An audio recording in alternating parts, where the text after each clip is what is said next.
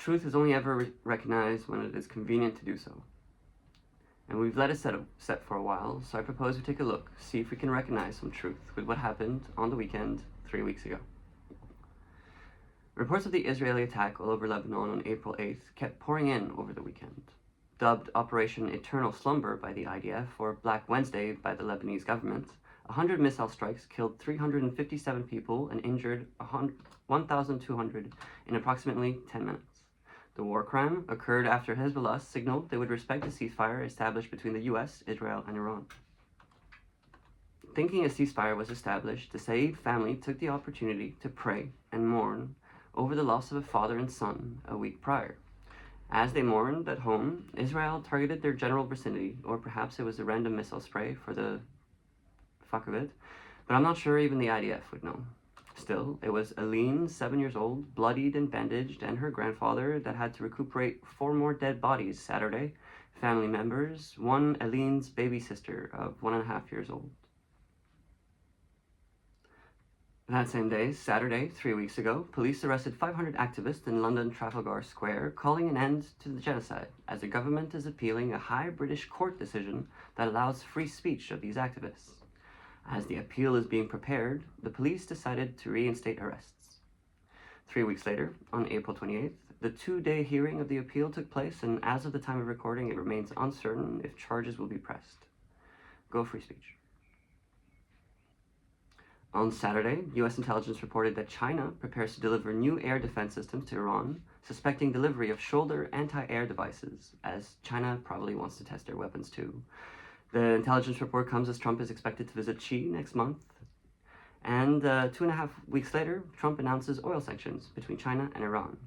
The same day, new U.S. intelligence reports that China has actually transferred advanced anti-stealth radar systems and broader overhauls to detection capability to enable persistent detection at low altitudes of the kind the U.S. uses to strike Iranian targets, while China gains exposure to real-world performance data against advanced platforms.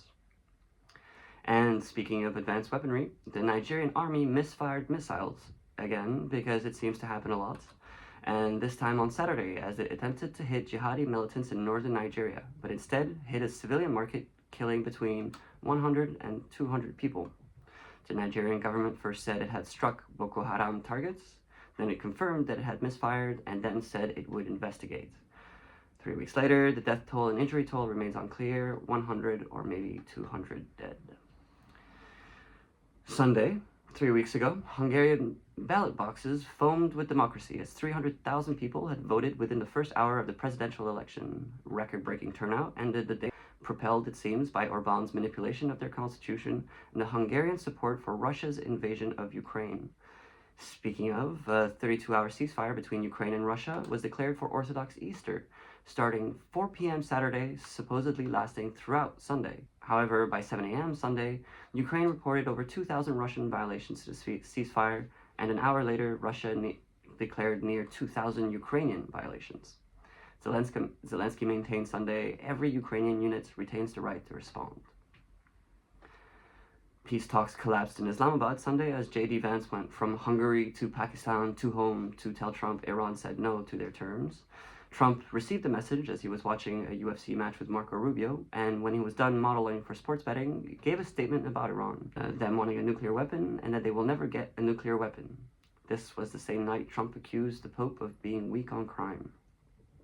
Israeli sent 2 drone missiles at a police outpost in Gaza, it was reported, early morning Sunday, killing 7, a group of civilians standing by police. There have been 3 ceasefires since the October 7 attack in 2023 to a genocide, which is almost silly to say, but of importance, is of these self-commitments, Israel cannot cease to violate themselves and others, as 700 people have been killed and 2,000 injured since the latest ceasefire, October 2025, 5 months ago.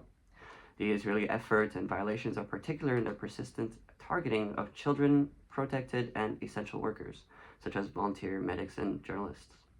The attack this morning came as Global Somud Flotilla set sail from Barcelona. Thiago Avila, organizer, said before their departure, "They will be made accountable, and we will not stop." The flotilla was intercepted 2.5 weeks later before they could deliver critical aid supplies. All activists were arrested in international waters, which is insane, then released, except for 2 men, Saif Abu Keshek and Thiago Avila. But it was not just the flotilla protesting Sunday 3 weeks ago, when in Ireland, a 40-year-old man took a hatchet to a 75 million military transport, severely damaging the chartered shipment of the military plane from the US to Israel.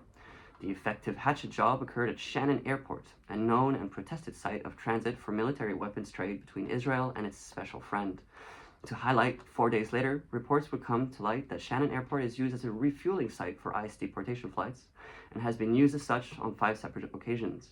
To accusations that these flights are unlawful and contrary to Irish law, the Irish Justice Department replied it would be difficult to gather the evidence necessary to stop the flights under several grounds, if not even assault or torture, even after allegations of cruel deportation methods were reported by airport staff who could peek through the plane windows. It would seem not only for weapons or deportations, but the airport has reportedly increased its US troops passing through by 80% in March.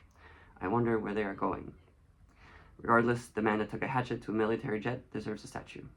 But that hasn't happened yet 3 weeks later, today. That will be all for now, and then, thanks for watching.